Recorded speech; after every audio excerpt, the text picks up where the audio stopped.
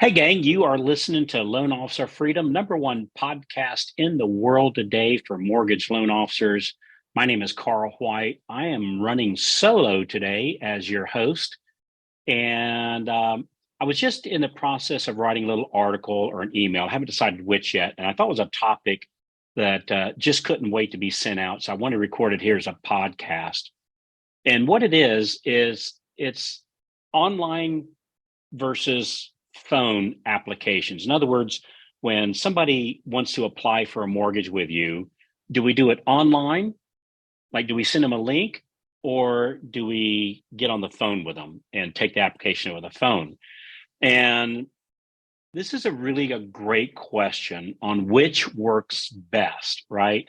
So let's talk about that for a few minutes. So I'm going to give you a factual statistic first, and I think it'll kind of help set the stage for this. And what it said was that 48% of online mortgage loan applications don't get completed. Let me say that again. 48%, almost half of the online mortgage loan applications, the people click out before they finish filling it out in the first place. All right. And I think a lot of it goes, to you got to make it easy for them to do business with you. Like, that's so important. Make it easy for them to do business with you. Could that be a lot of lost deals if you're relying just on the online? So, and let me tell you something. I get it. We're in the digital age, and online does seem like the way that you would like to go. But knowing that about 48% of those online applications, well, they don't cross the finish line. Gosh, that makes you second guess that. Like, it seems clearly that might not be the way to go. Now, I've been in the game long enough to know that you can't ignore numbers like that. So you got to ask yourself, why are folks dropping out of the race halfway through of doing out the application? And a lot of it comes down to that good old human connection. See, some folks appreciate a voice at the other end of the line, someone who can answer their questions right then and there. My suspicion is the reason why half the people don't finish is they got a question, and since there's nobody there to answer their question, they go, screw this, I'm going to call the next person, right? You got to have somebody that, kind of nudge them toward the submit button, kind of thing. And the trust, the report, and that kind of stuff, it's so crucial to the mortgage business that we're in. And look, I'm not blind to the fact that online has its perks, right? I mean, it's definitely more efficient when it comes to data entry, but with nearly half of them not getting completed, you got to ask yourself, is it really more efficient overall? Now, the one big thing I can tell you from all my years in the business is that relationships are king. Relationships are king. One thing that I keep in mind is we got to do something that the big lenders, the big, let's call them the big box or the big online lenders can't do, or they don't do very well, right? And me outdoing them on Google search, boy, it's going to be tough, right? It's not saying that we can't win in that, right? I think that's a great strategy, but boy, that's a hard one to go against. Or over advertising them on social media, running ads on social media. It's going to be a tough game on the consumer direct when they literally putting billions of dollars toward that. So I have to go on the things that they're not good at. And frankly, that phone call, when we take that phone call, when we have somebody being referred to us and getting a mortgage, that phone call, that personal touch, it really lets you really dig into what the client needs and give them advice that hits the bullseye for them. And listen, I'm not saying slam the door on online applications. Heck no. I mean, there are plenty of tech savvy cats out there that would rather go online at 2 o'clock than pick up a phone, right? So facilitate those people. Of course, you help those people, right?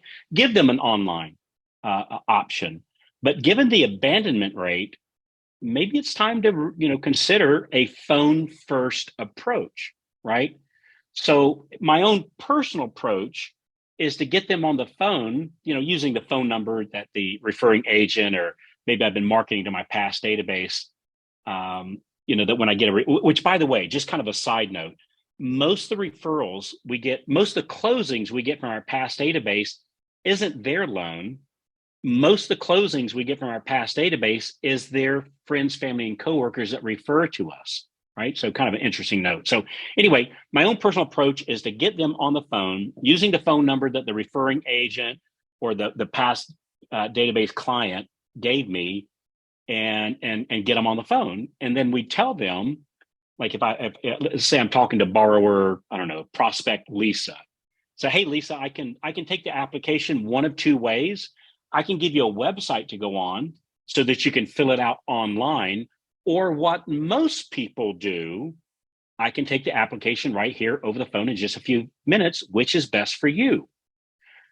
So I really like the what most people do. So anytime I'm looking to lead somebody in one way, because I honestly think it's better for them, I'll say what most people do is this thing. And that is the truth. That is what most people do, at least with me, because that's the way I've been leading them for years and years.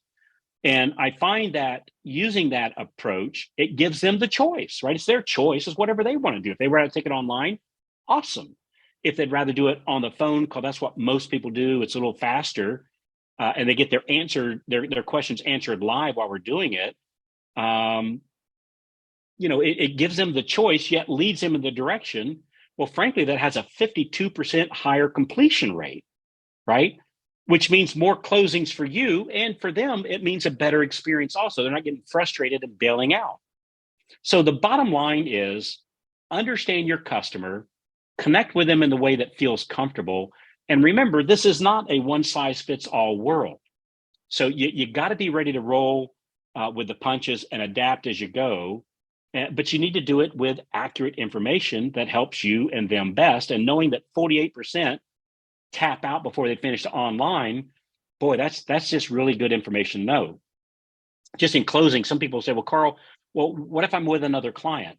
Dear God, have somebody answer your phone, right? Whether that's an answering service or an assistant, you got to have somebody answering the phone.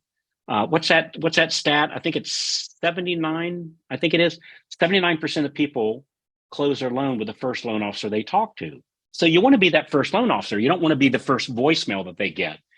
And so what I've done is I either A, have an answering service, which is super cheap, or B, which is my preferred method, have somebody to actually answer the phone. Now, if you're just getting started, or maybe you only have a couple closings per month, you can share that person, right? So my first assistant wasn't a shared assistant. And by the way, they don't even have, the other loan officers you're sharing them with doesn't even have to work for the same company as me, right? They don't have to work in like my preference would be they're in my branch. There are other loan officers in my branch. My second preference, they're in my company, but maybe a different branch. I could share, that way they have the same LOS and the same processes. My third preference would be just finding, two or three other loan officers that we share an assistant, even though we work at other companies. And I think that works equally as fine too, right? So first, we're going to try to find other loan officers in my branch to share. If we can't find enough winners, if we can't get enough people, that want to grow their business in our own branch, then try going further out in your company.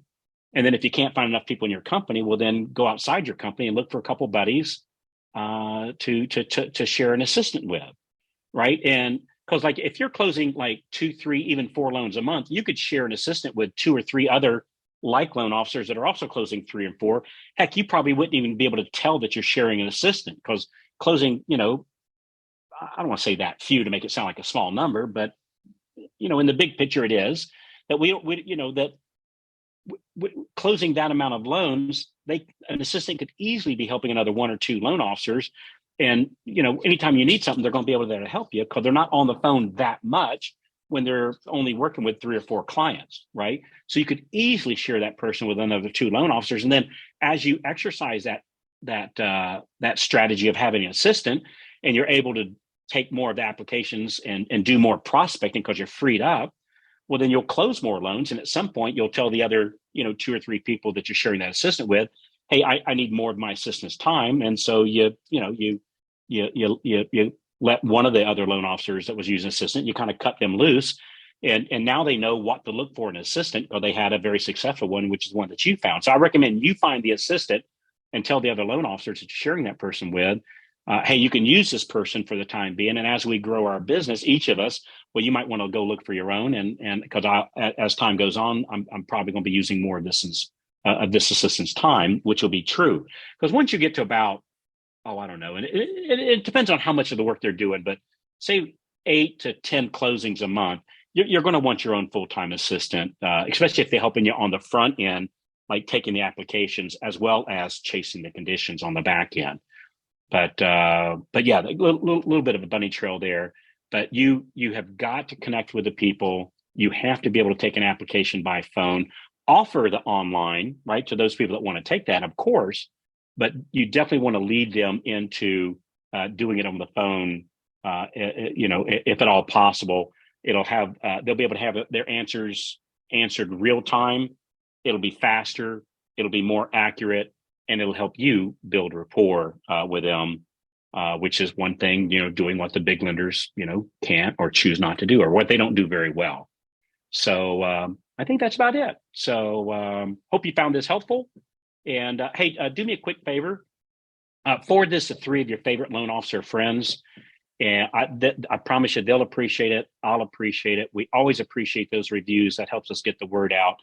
And if you want to go, when you're ready to go over more strategies on how to close more loans, maybe where do you find these assistants, or just how do I get even more applications coming in? What's the best way to prospect? We would love to have that conversation. That's the same conversation we have with our Freedom Club members every single week, and helping them build their business up with which we've had some epic stories. Just go to freedomclubdemo.com. freedomclubdemo.com, freedomclubdemo.com, and we'll be happy to walk you through that. By the way, a quick congratulations to Jason Kepler. Brother just had an outstanding June. Saw that he finished June. Look at the report I got, 31 closings. So good for you, Jason. Just outstanding personal numbers. And he credits his success to the execution of the daily success plan, the daily success plan. And again, we'll be happy to share with you that exact same plan that Jason works on when you go to freedomclubdemo.com, freedomclubdemo.com. So again, thanks again. Congratulations, Jason, for the outstanding numbers. And I give you 100% of the credit for your success in taking action on the plan. So, and we all know the first symptom of desire is to take action. So take action today. Be like Jason. Awesome guy. So, all right. Thanks again. And we'll talk to you when you call in, and we'll see you on the next episode of Loan Officer Freedom. Bye-bye, everybody. Thanks again.